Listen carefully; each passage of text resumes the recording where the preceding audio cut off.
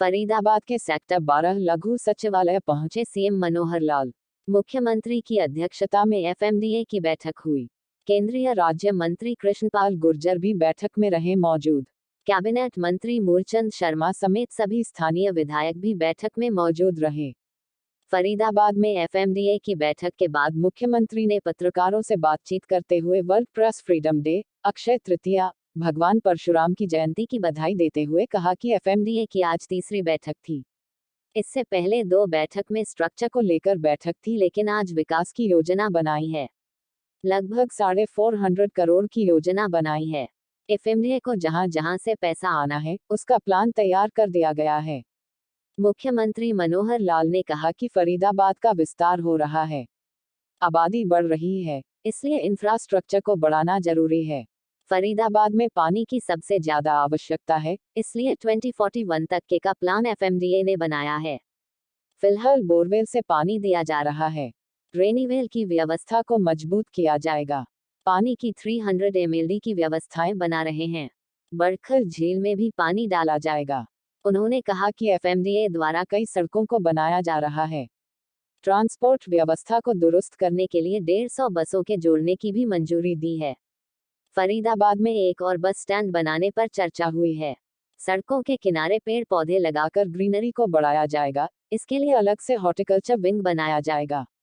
मुख्यमंत्री मनोहर लाल ने कहा कि नगर निगम में शामिल हुए 24 गांवों में भी एफएमडीए के माध्यम से विकास कार्य कराए जाएंगे। करीब 350 करोड़ रुपए इन गांवों में खर्च किए जाएंगे। शहर में चल रहे पानी के टैंकरों का रजिस्ट्रेशन किया जाएगा और उनसे पानी का पैसा लेकर एफएमडीए को दिया जाएगा। नए और पुराने फरीदाबाद को जोड़ने के लिए 3 नए अंडरपास की डीपीआर बनाने के लिए पीडब्ल्यूडी द्वारा एजेंसी नियुक्त की जाएगी। नेशनल हाईवे, रेलवे लाइन और मेट्रो के नीचे से अंडरपास बनाए जाएंगे। मुख्यमंत्री ने बिजली की समस्या को लेकर कहा कि बिजली की समस्या प्रदेश में है, लेकिन जल्द ही इस संकट से पार पा लिया जाएगा।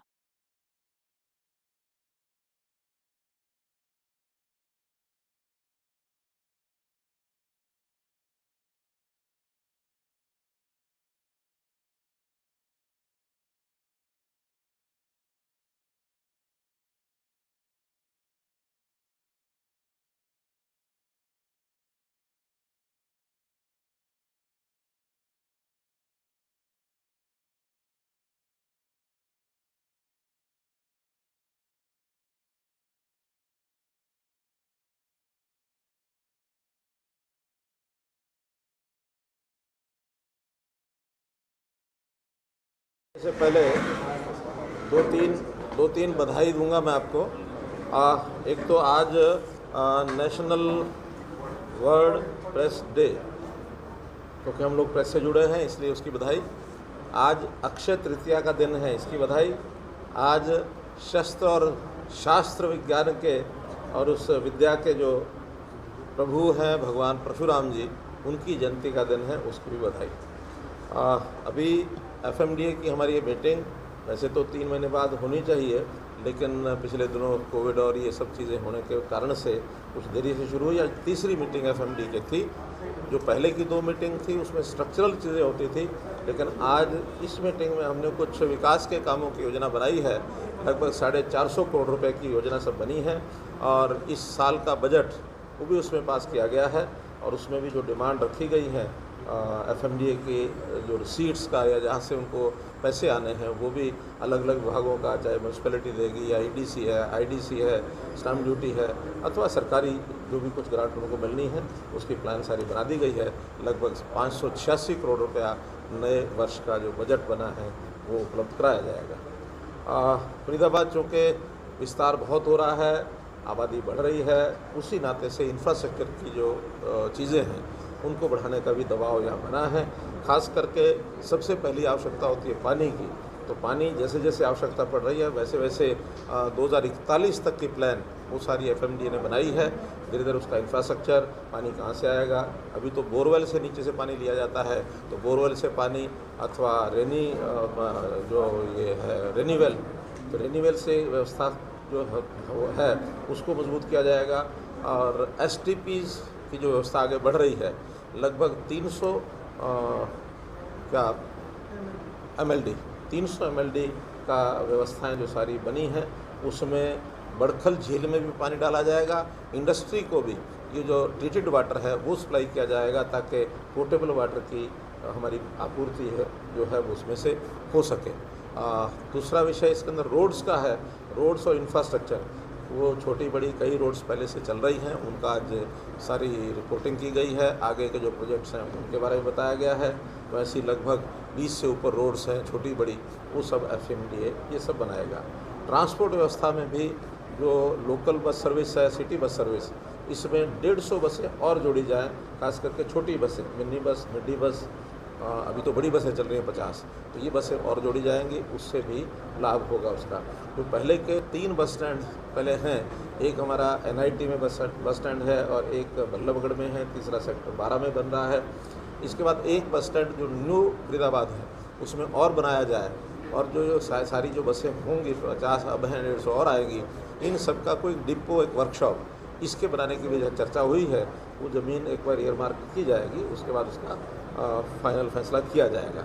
शहर में हॉर्टिकल्चर, इस नाते से जो सड़कों के किनारे पेड़ हैं, पौधे हैं, हर्ब्स यानी वो लगाना, क्या इसको बोलते हैं, मानो फ्लावर्स हैं, पौधे हैं, तो ऐसी चीज़ों के लिए अलग से हॉर्टिकल्चर विंग ये एक बनाया जाए सभी बड़े शहरों में। ये हमारी जो ULB है और हॉर्टिकल्चर का जो डिपार्टमेंट है उनसे बात हो गई है, तो इसको थोड़ा और मजबूत करेंगे ताकि शहरों के साथ सज्जा सुजा और सुंदरता ये भी बढ़े।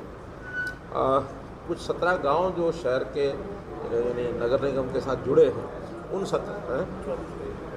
24 गाँव हैं, उन 24 गाँव में क्योंकि ज़मीनें एक्वायर हुई थी, उनका काफ़ी पैसा बैंकों में जमा है, उनकी ये डिमांड थी कि वो जो FMDA के काम उस इलाके में हों, उस पैसे का उपयोग उसी के लिए किया जाए, वो भी हमने मान लिया है।